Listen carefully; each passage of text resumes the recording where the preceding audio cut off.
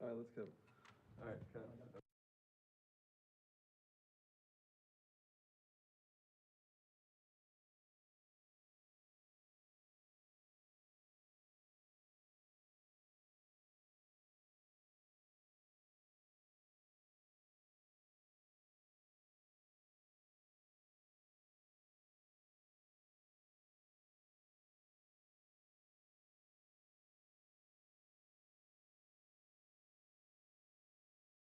Who is Twiggs? Twiggs is Lance Twiggs. He was a roommate of Mr. Tyler Robinson. And do you know if Lance Twiggs's DNA was obtained for comparison in this test? Yes, it was. And how was that DNA obtained? It was obtained by law enforcement officers. And was that by a buccal swab? Yes. What is a buccal swab? A buccal swab is basically like a Q-tip or a swab that we'll just place in someone's mouth and just scrub the inside of their mouth to obtain the cells. And then that Q-tip is then packaged and sent to the lab for testing and comparison? Yes. And was the defendant, Tyler Robinson's DNA, also collected in the same manner? Yes, it was. Okay. Thank you. Nothing else. Thank you. Okay, what are we seeing here, Agent Hall? That's the vehicle that is believed to belong to Mr. Robinson arriving in the parking garage on campus. At what time in the morning? What time of the day? It's approximately 8:30 in the morning on September 10th, 2025. And what leads you to believe that this particular vehicle belongs to Mr. Robinson? Information that was provided regards to driver's license and Department of Motor Vehicle records. The vehicle fits the description of a vehicle owned by Mr. Robinson. Is there anything unique about that vehicle that stands out to you? The shape of the vehicle is very distinct, but predominantly the wheels were very distinctive on this version of the vehicle. Now what do we see? The driver of the vehicle exits the vehicle and then walks on foot to exit the parking garage. It's the individual in the red T-shirt and the shorts and the shoes. And do you believe you recognize who that person is? Yes, Who is that? I believe that's Tyler Robinson. All right, and where does he go from there? He heads out of the parking garage on foot into the campus and actually goes to the quad area of the campus. At that time, he makes contact with some representatives from TPUSA. By quad area? Sorry, the amphitheater is what I previously referred it to. All right. So he goes up on campus, visits the amphitheater area, the courtyard or quad. Correct. And then what do we see here now? He returns on foot back to the same vehicle. And what time is he returning back to the vehicle? It's about 9:25 a.m.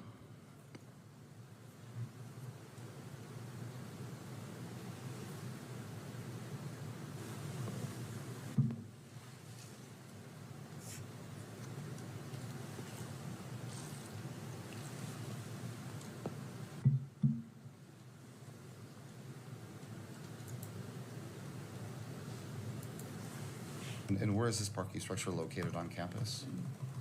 It's just off of Campus Drive. It's a short walk from the amphitheater. What do we see now? That's the vehicle exiting with Mr. Robinson driving the vehicle.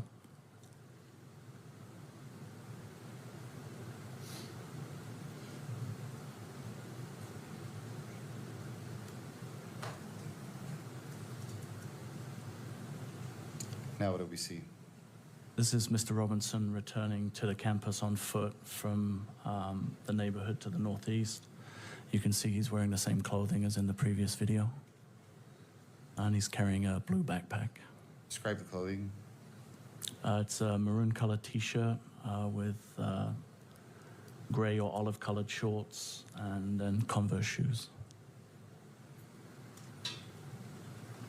And what time did he return to campus? Just after 10 a.m. And does he leave the parking structure eventually?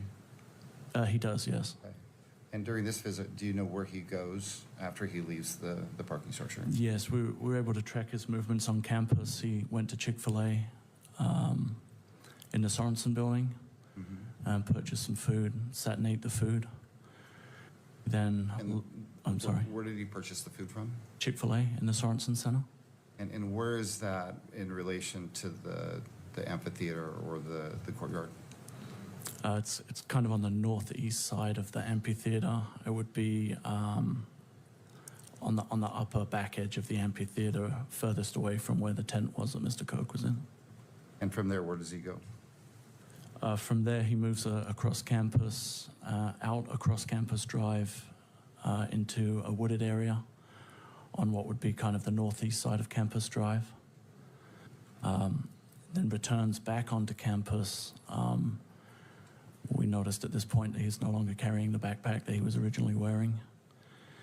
He moves through the Gunther building and the computer science building. And goes where? then, I'm sorry? And then goes where? Then goes across to the railing that gives access to the roof of the Losi building. From there? From there, he comes back down the stairs and walks off campus from that point.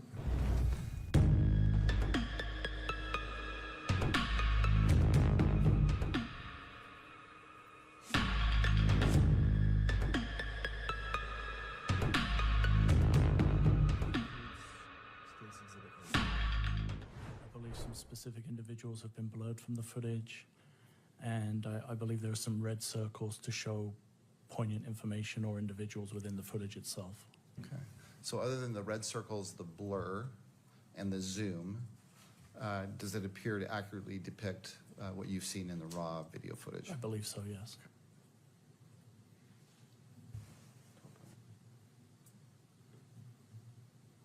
On your screen, I'm going to have displayed an image. Let me know when you see it.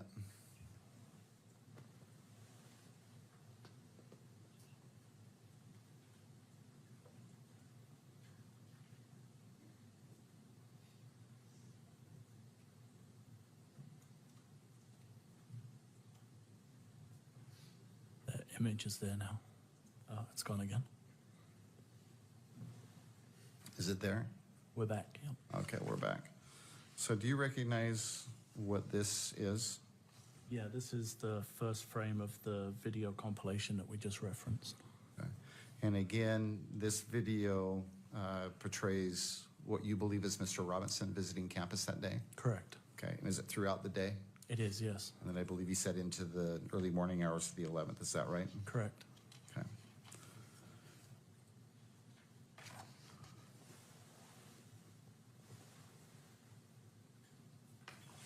Shows the state would seek, or would move to admit what's been marked State's Exhibit 12.1. Ms. Nestor? Your Honor, we have objections to its admissibility. This is a compilation video that was put together from a bunch of different sources by the county attorney's office. This individual did not create this compilation, can't testify to the accuracy of the actual materials that it was taken from. And furthermore, Mr. Olson himself is just referred to by Agent Hull. He specifically says people have altered these recordings. They've zoomed in when the actual recording isn't zoomed. They've added little circles to people they wanted you to pay attention to. They've blurred people's faces out. So, I mean, it's been clearly altered. And it's not, I mean, they admit it's been altered. So we have real concern about authenticity of it. Furthermore, this particular video should be protected. And so that deals with the admissibility factor. As far as the publication factor of it, the video should be classified as protected under UCJA 4-202.02 subsection 5. J is in jelly bean, and then little I and little double I, because this is going to interfere with the defense's ongoing investigation, with Mr. Tyler's ability, with Mr. Robinson's ability to get a fair trial. This is basically putting together photos that are clear with photos that aren't clear, putting them all together in such a format that it makes the case that it's all one person. It would be extremely prejudicial for people that may ultimately serve on this jury to watch this video before this case goes to trial. We don't believe a proper foundation's been laid, which would make it admissible at this point. So the fact that it would be shown to the public would be extremely damaging to the ability to put on a defense at trial. And so we object to its publication both in the courtroom and to the media, Your Honor. Mr. Sturgill. Judge, Ms. Nestor is correct. This is a compilation of a series of videos. The videos, as Sergeant Hull has testified to, is a compilation of raw videos that he has received from Utah Valley University. And he has not only seen this video, but he has seen all the raw footage. And by his estimation, or according to his testimony, these are all videos that are accurate and they depict what the raw footage depicts, other than those minor additions. Judge, if you refer to Mr. Olson's written statement, it's Plaintiff's Exhibit 12.3. He too has reviewed this video, and he has also identified this video as being accurate with the exception of those additions. In his words, it's the zooms and the red highlights. They weren't part of the original recording, according to Mr. Olson. But other than that, as he states, the same as Agent Hull, these videos are accurate, and they were captured by UVU surveillance video. Do you have a version of this video that does not have alterations, such as zooming or circling? My concern is that the 1102 says what it says about the videos. These were the videos. Right. But then it was altered. And typically an exhibit which has been altered, and if it wasn't done by the person who supplied the 1102, that can become problematic. And so do you have a version of this exhibit that does not have the zooming in or the circling? Again, I don't know all the alterations that were made.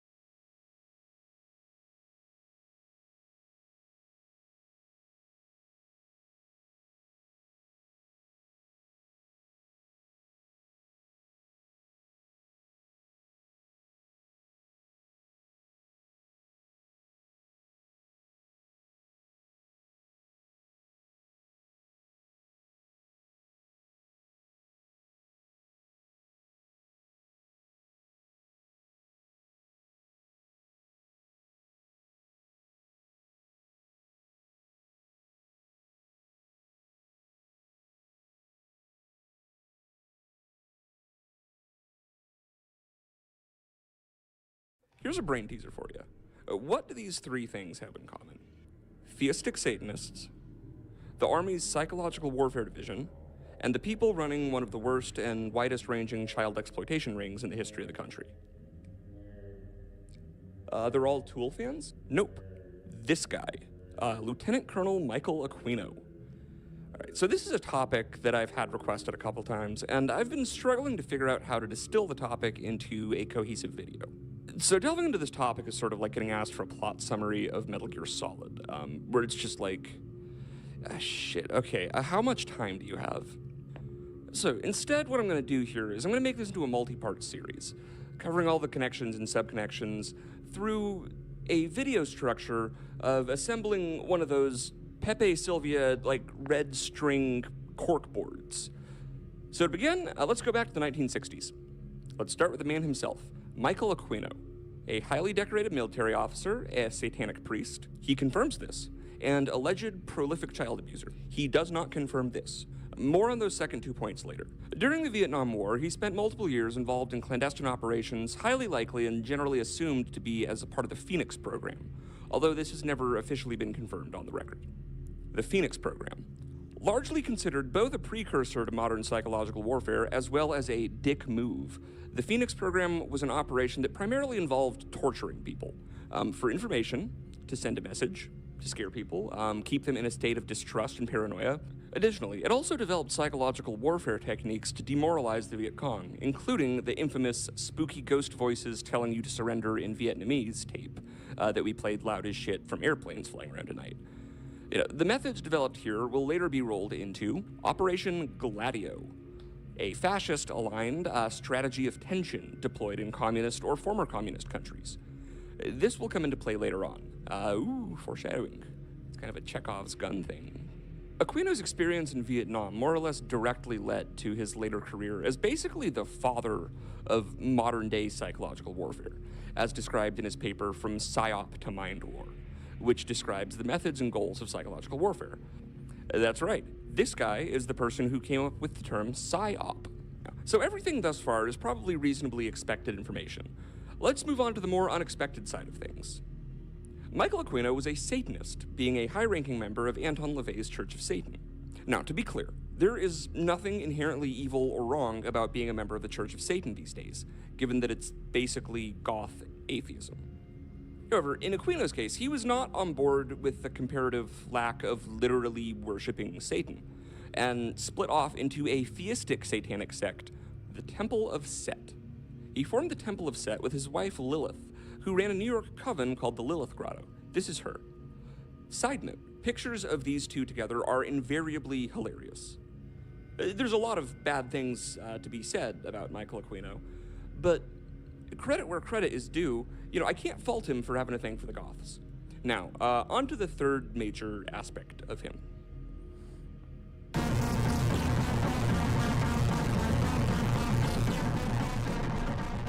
Wait.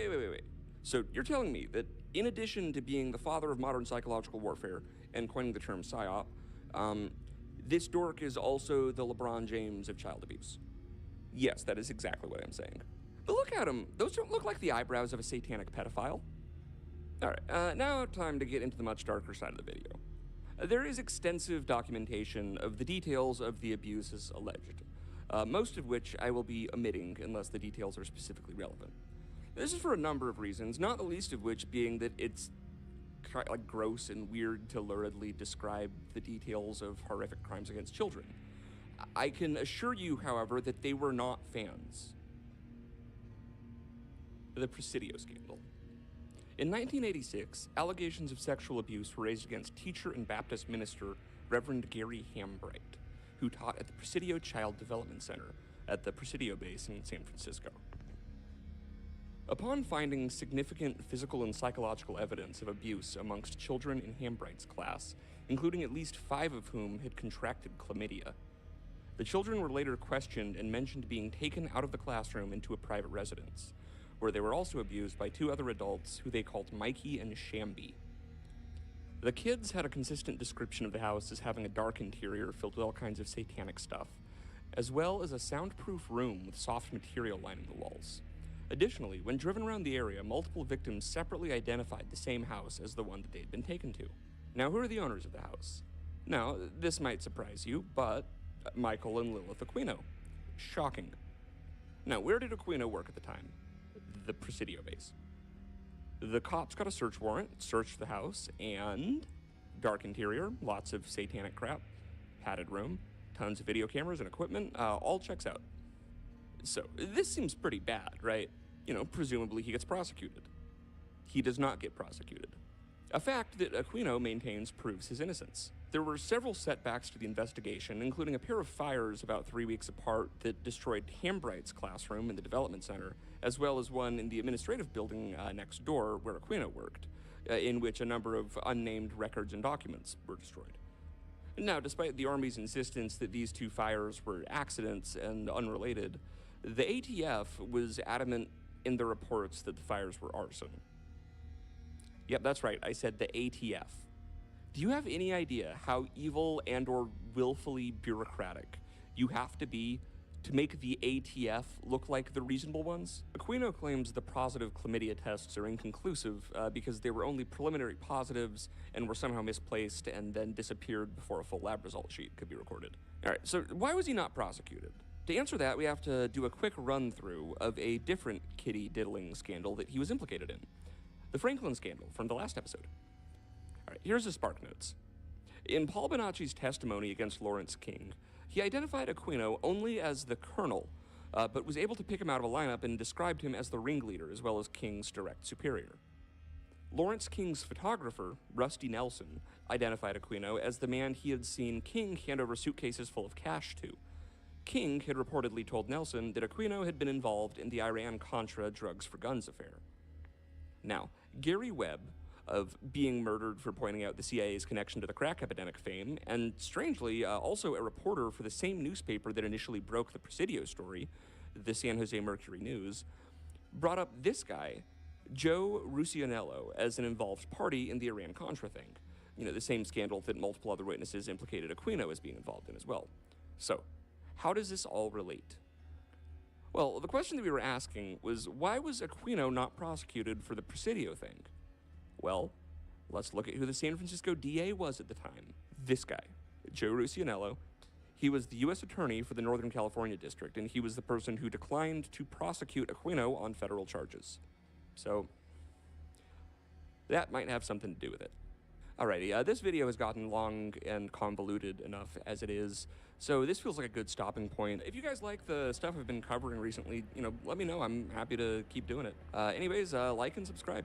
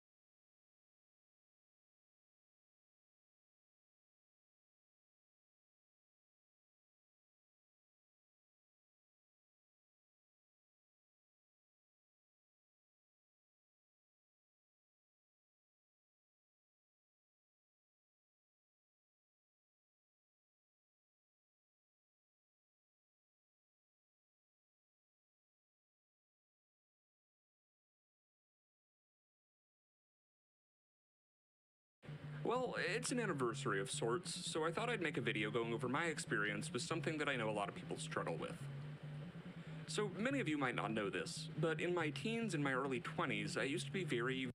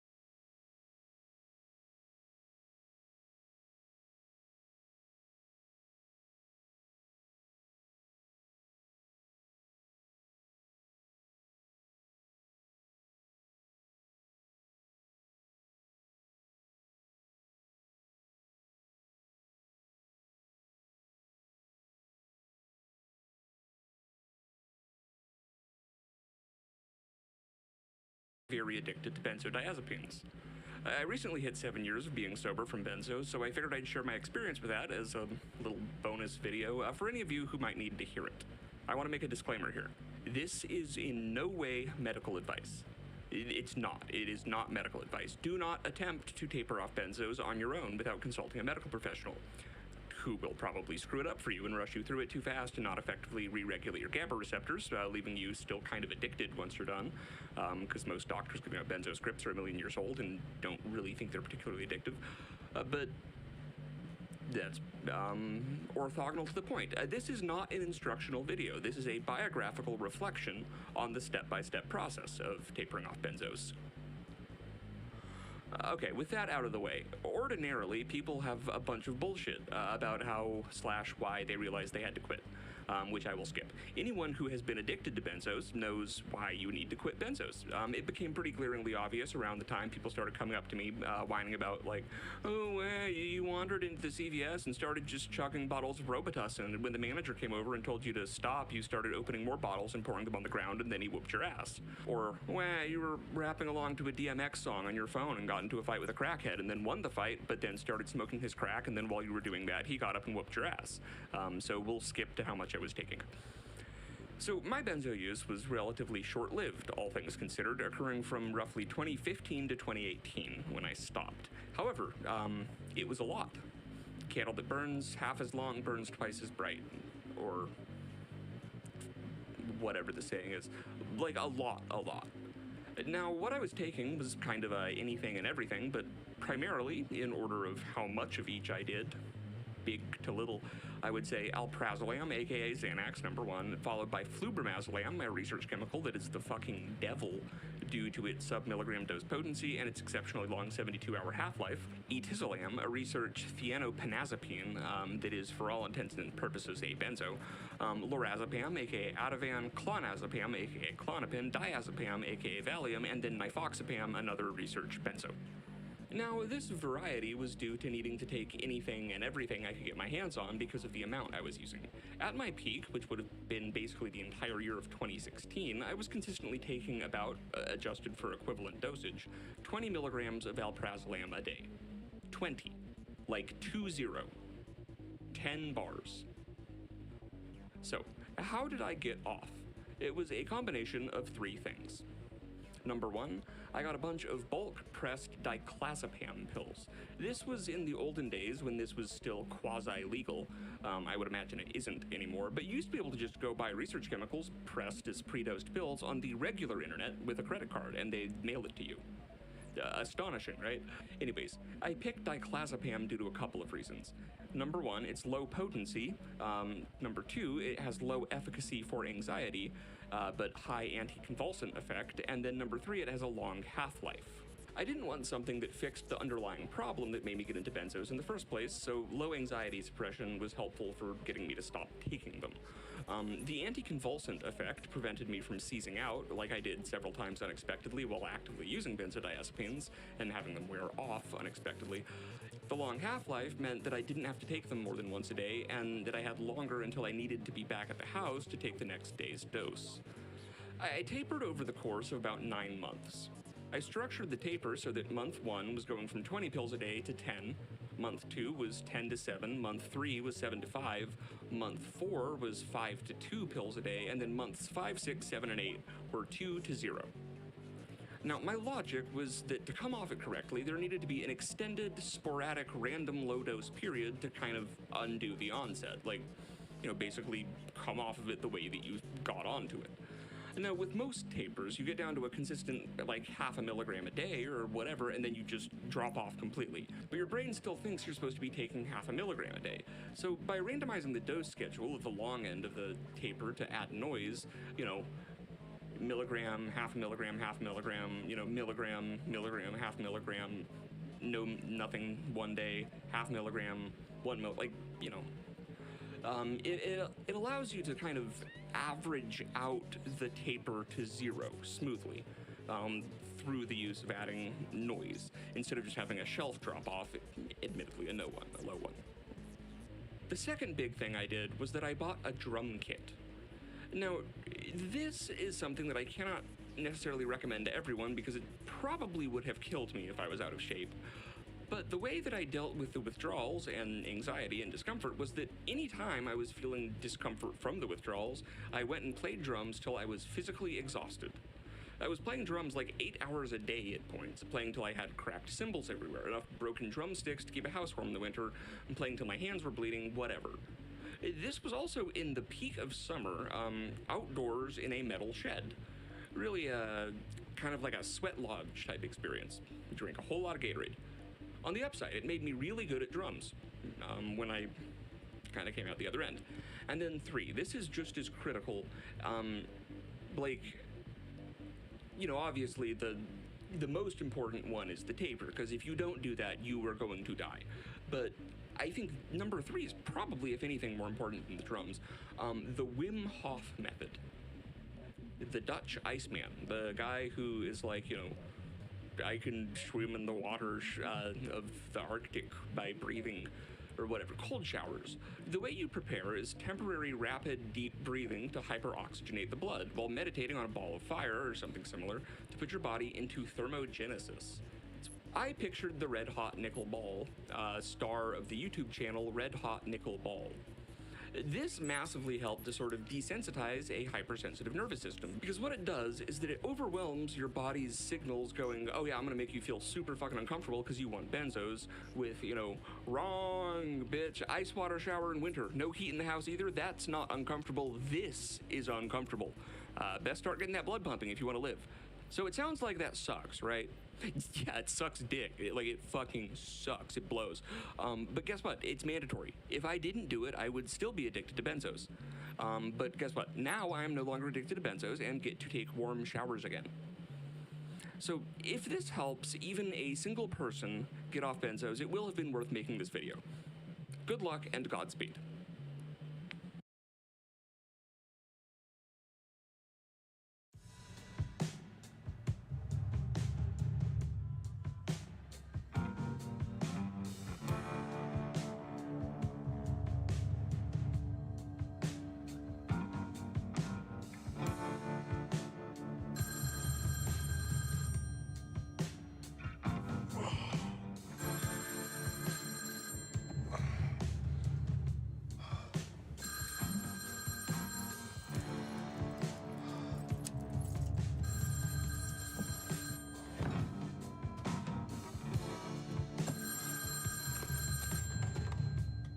Yeah?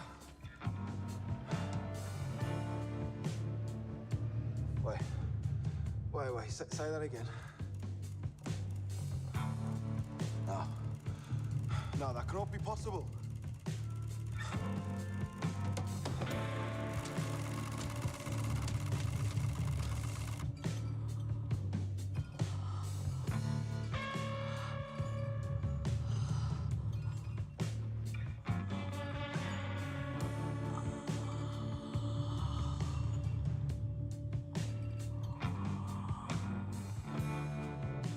Peter, my beautiful pilot.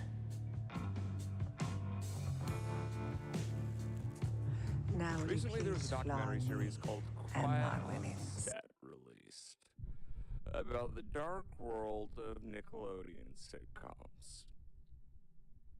One of the revelations in particular involved the conduct of a producer by the name of Brian Peck. It was quickly discovered that Peck was a pen pal of the 1970s serial killer John Wayne Gacy.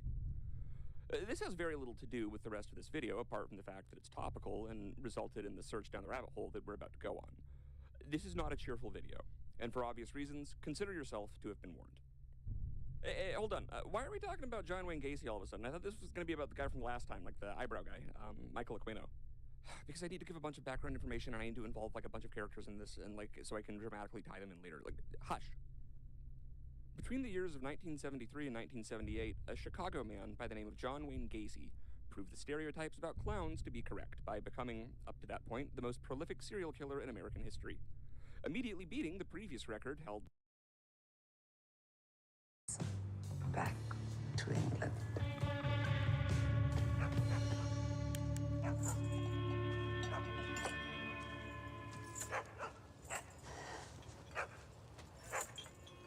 Ten spoonfuls of sugar for me, please. Where's that for one? Look, Ruby. Daddy's back from his call. Everything's going to be all right now.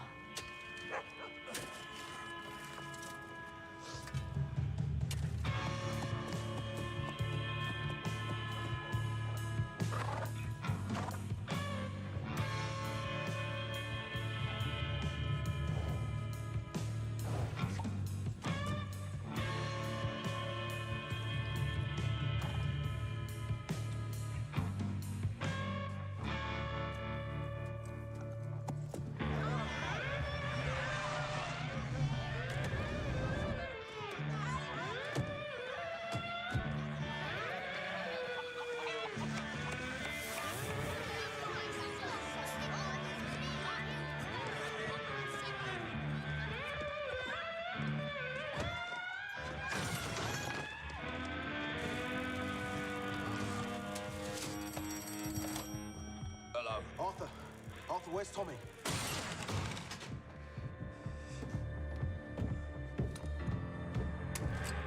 Just get to him and tell him that we've lost a lot.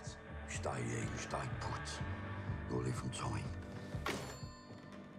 Arthur, what are you talking about? How is that possible? It's possible because this morning, in New York City at 6 a.m., the Wall Street Stock Exchange crashed like a steam train. We were most definitely on board.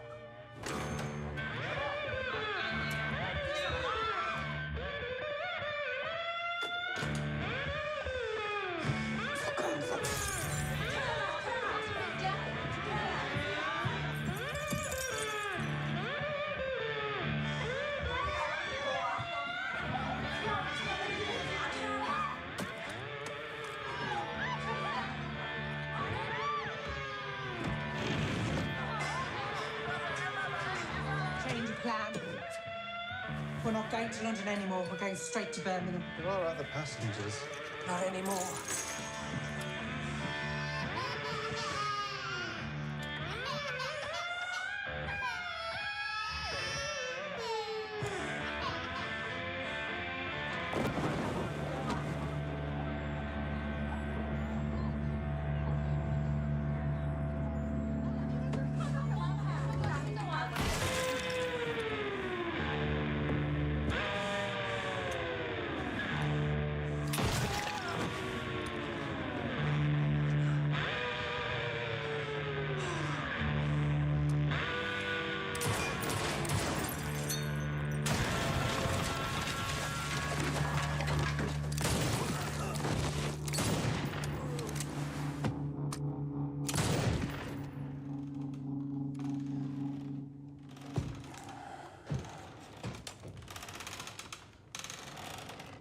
Now you've heard of us.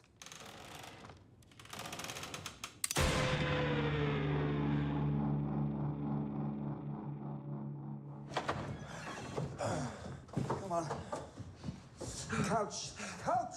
Put something down for the blood. My sister will fucking kill me. Be fucking careful. She spends thousands of pounds on this shit. Get me some booze.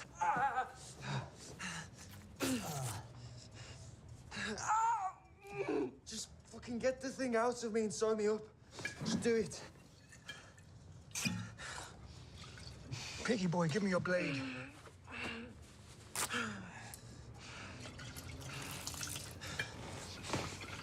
That's enough. Told you throwing up on your sister's furniture. You know what you're doing. I've done this a dozen times. I once took a bullet from between two ribs, 1 inch from the heart. Mind you, it was a horse. The horse did die. Hold him, hold him.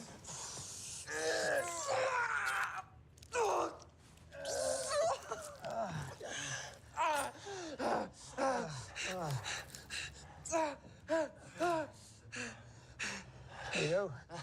It's just a little one. What the fuck is going on? Hello, Ada. Get out, both of you.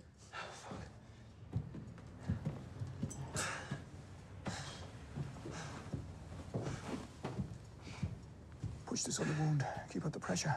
Get out. I'm so sorry, Ada. They broke a statue of some thin woman. Fucking statues. What has Tommy told you? Shelby's stay out of the sporting stuff. What's to maintain his fucking reputation? Oi! You listen to me. We've got a chance. Tommy has given us that chance. He's got power, we've got money, and our past is left behind us. And you've got a precious young life, Finn, you fucking idiot. 3 inches to the left and that would have been gone. You've got nothing to prove, Finn. You have got nothing to prove.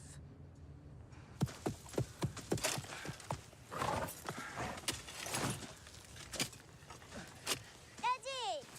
Daddy! Come here, you. Come here, come here, come here, come here, come here. Ooh. Now, what have you been up to, eh? Get it done, Johnny. All right, you heard the man. Let's go.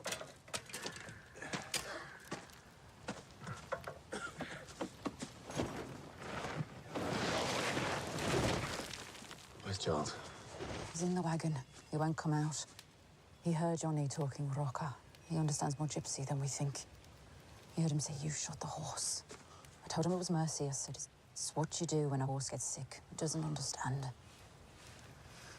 Dad, why did you shoot him? Charlie? Get out here now. Let's get it done. Charles, come here. Sit down.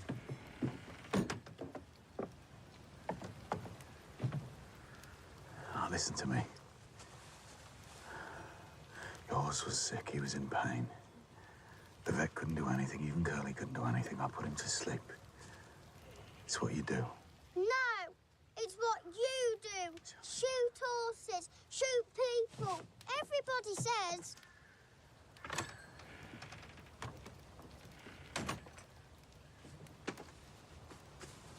Tom, I'm sorry. We didn't know your boys spoke Rocker. Fill it in, Johnny.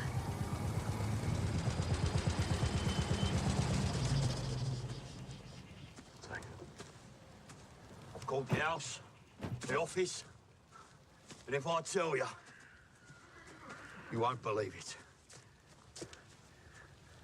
So I'll show you. Huh?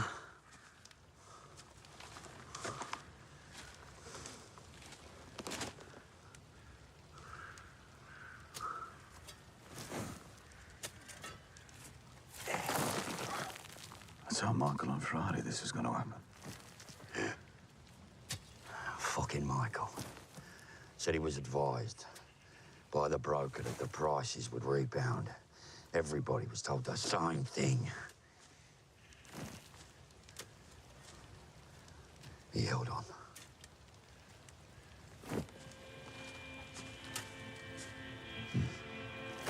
Michael held on. Yeah.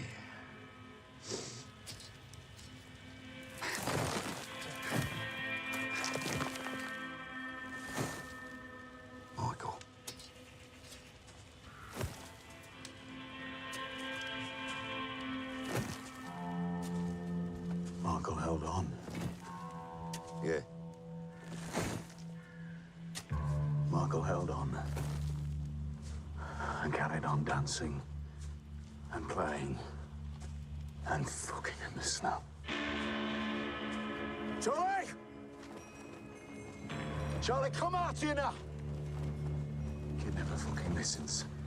Never listens, Lizzie. What do I have to do to make people fucking listen?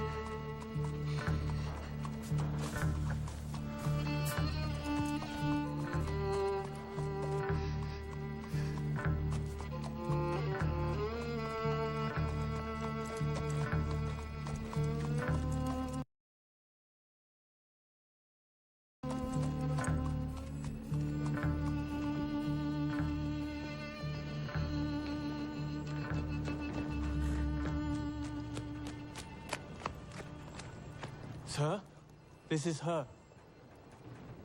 The girl who tells fortunes.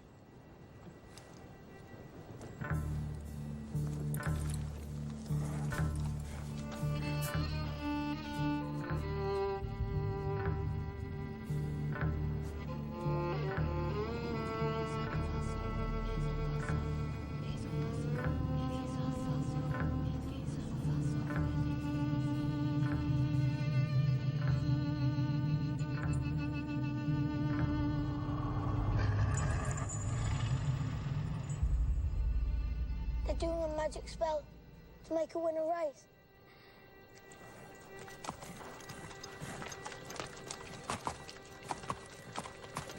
The horse's name's Monaghan Boy. Kempton, 3 o'clock, Monday. You ladies have a bet yourselves, but don't tell anyone else.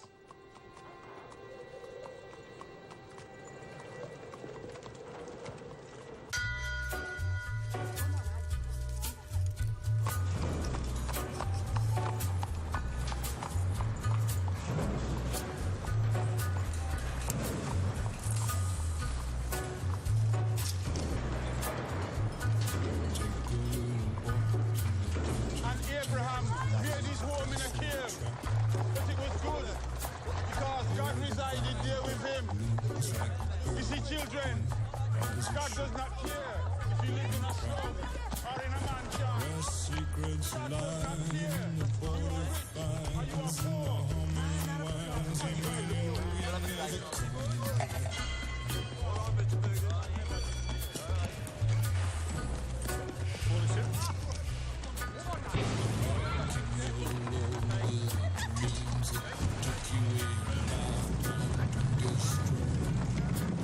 Morning, Mr. Shelby.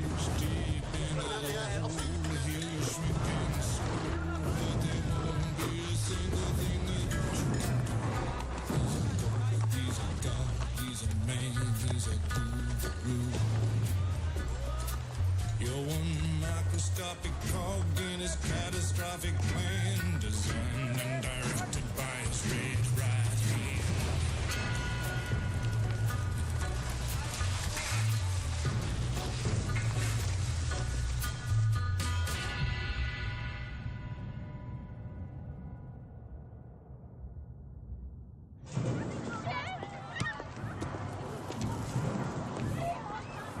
Come on, lad. Morning, Mr. Shelby. Come on, hurry up.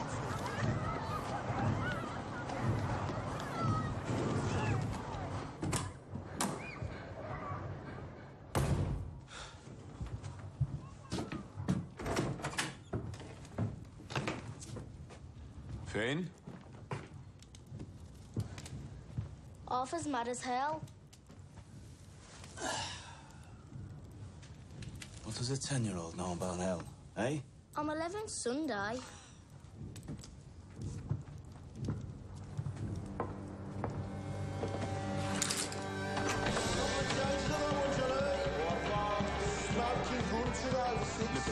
Get your best in now for the 2:30 at Kempton. What we got on first is Piper. 5 big game running this off, mate. Down to 4s. Okay, Morgan boy. You want to push that now, mate? 2 to 1 still.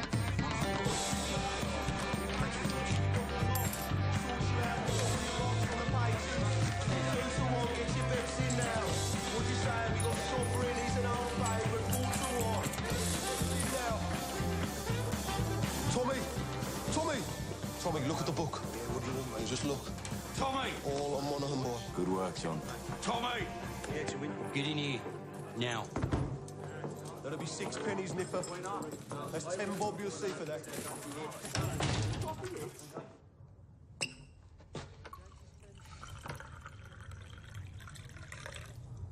Now, you were seen doing the powder trick down at Gaddison Courts. Times are hard. People need a reason to lay a bet. There was a Chinese. The washerwomen say she's a witch. It helps them believe. We don't mess with Chinese.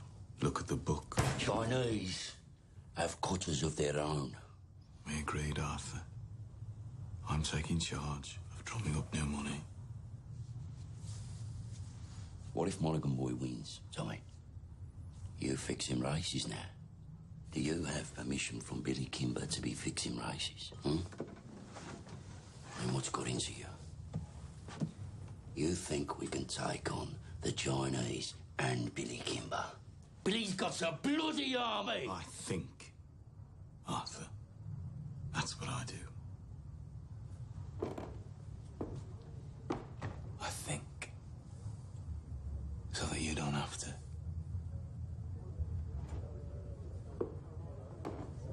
There's news from Belfast. Down from Trumside Flats. Down to National. I'm calling a family council tonight at 8 o'clock. I want all of us there. You hear me? There's trouble coming.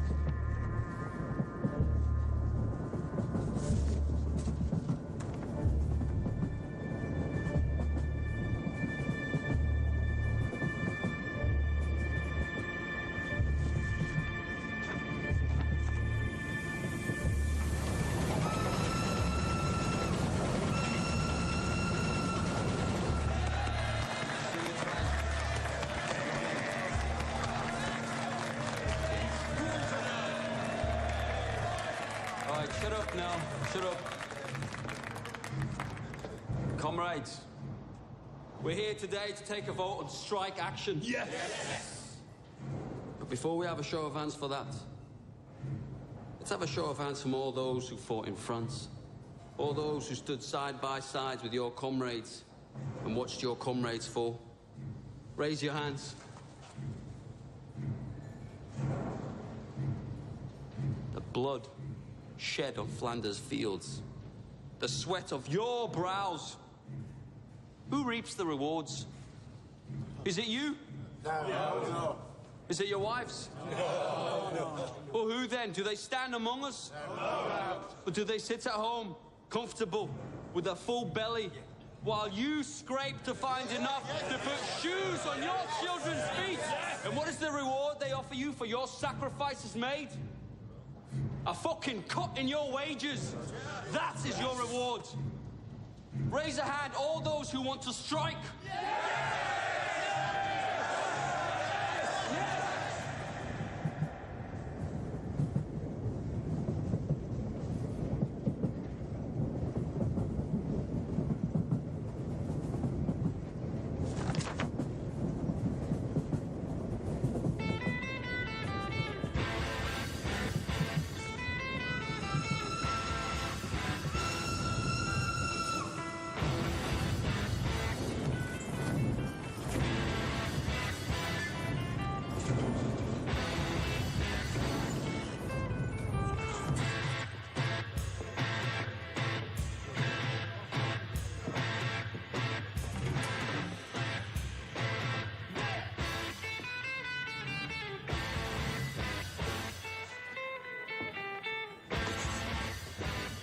On the house, Mr. Shelby.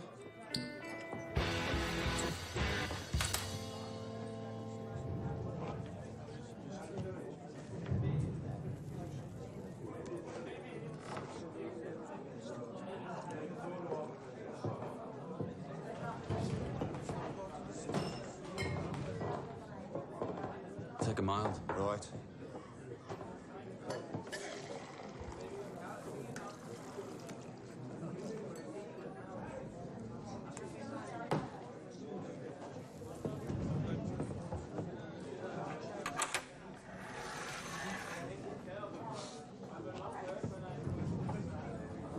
Cheers, Thomas.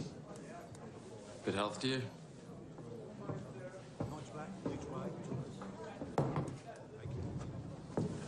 Crown of a prince. Soon to be king, I'd bet. You don't bet. No. These past few days I've been speculating. About what? One of my union comrades has a sister, works in a telegraph office at the BSA factory. She says over the past week they've had messages coming up from London to the brass, from Winston Churchill himself.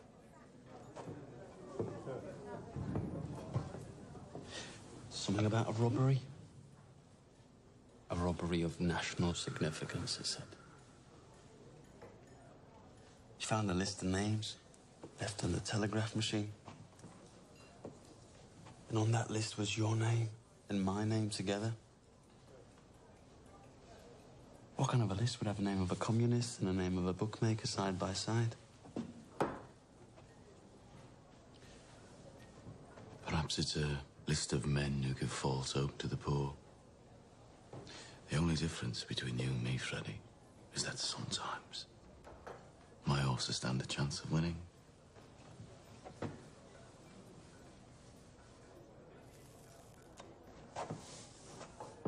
You know, there are days when I hear about the cuttings and beatings that I really wish I'd let you take that bullet in France. Believe me, there are nights I wish you had.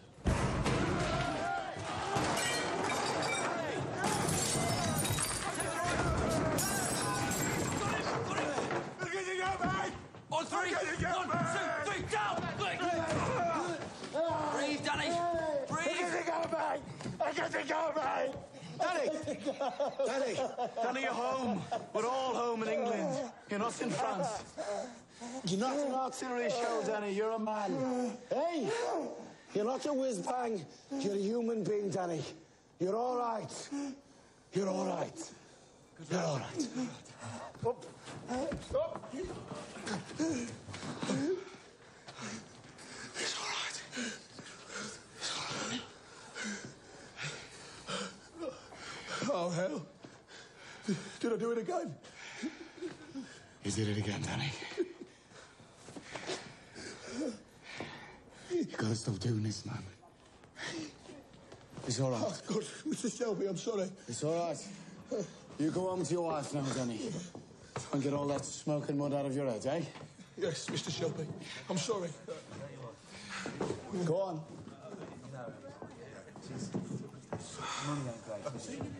Mr. Shelby, you have to do something about it. Damn right, Harry. You pay the Peaky Blinders a lot of money for protection. You're the law around here now, Tommy, aren't you? Maybe you should put a bullet in Danny Whiz-Bang's head like they do with mad horses. Maybe you'll have to put a bullet in my head someday, too.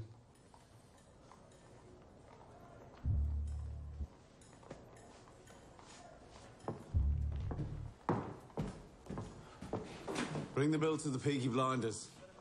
We'll take care of it.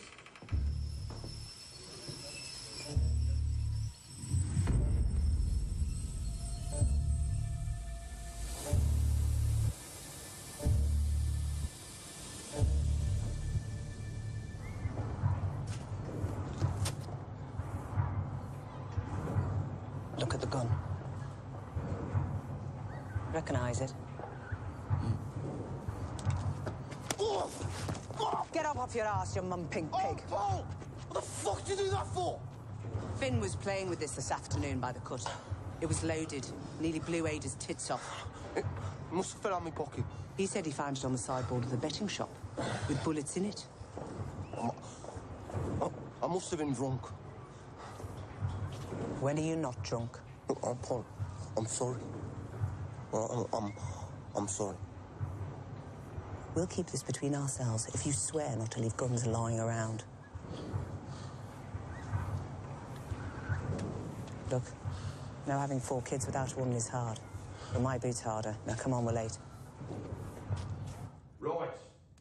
I've called this family meeting because I've got some very important news. Scudboat and Lovelock got back from Belfast last night. They were buying a stallion to cover their mares. They were in a pub on the Shankill Road yesterday, and in that pub, there was a copper handing out these. If you're over 5 feet and can fight, come to Birmingham. They're recruiting Protestant Irishmen to come over here as special. To do what? To clean up the city, Ada. He's the chief inspector. The last 4 years, he's been clearing the IRA out of Belfast. How do you know so bloody much? Because I asked the coppers on our payroll. And why didn't you tell me? I'm telling you. So why are they sending him to Birmingham? Well, there's been all these bloody strikes at the BSA and the Austin Works lately. Now the papers are talking about sedition and revolution. I reckon it's communists he's after. So this copper's going to leave us alone, right? There are Irishmen in Green Lanes who left Belfast to get away from him. They say Catholic men who crossed him used to disappear in the night. Yeah, but we ain't IRA. We bloody fought for the king. Anyway, we're Peaky Blinders. We're not scared of coppers. He's right. If they come for us, we'll cut them a smile each. So, Arthur, is that it? What do you think, Aunt Pal? This family does everything open. You have nothing more to say to this meeting, Thomas? No. Nothing that's women's business. This whole bloody enterprise was women's business while you boys were away at war. What's changed? We came back. And the Lord will smite the unholy when the great judgment comes. And judgment is coming, my friends. Judgment is coming to this wicked city. And your wickedness and your fornication will be revealed. You cannot hide from the Creator. You cannot hide from the Almighty Himself. The Creator sees all. You cannot hide from the true and living God.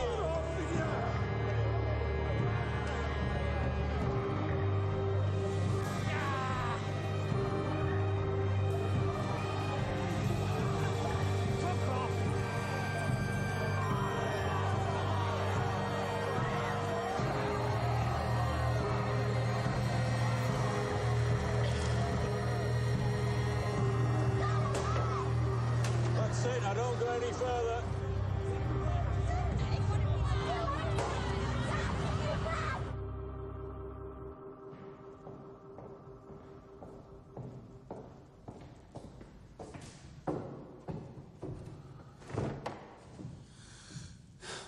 I have 10 minutes. What do you want?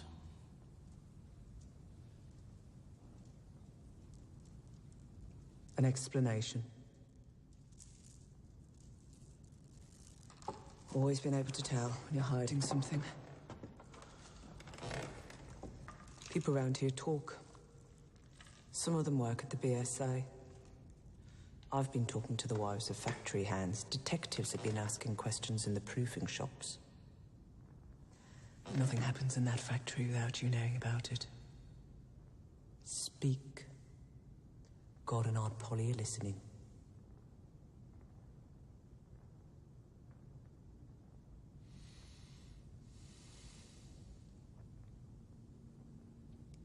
It was meant to be routine. I had a bar in London for some motorcycles. I asked my men to steal me 4 bikes with petrol engines. I'm guessing my men were drunk. There's a still inside the factory makes tramline gin. They picked up the wrong fucking crate. The boys dropped it to Charlie Strong's yard as agreed. They must have taken it from the proofing bay instead of the expo. You love me more than you fear them, right? I don't want to be always sneaking about. Soon, we'll tell them. When?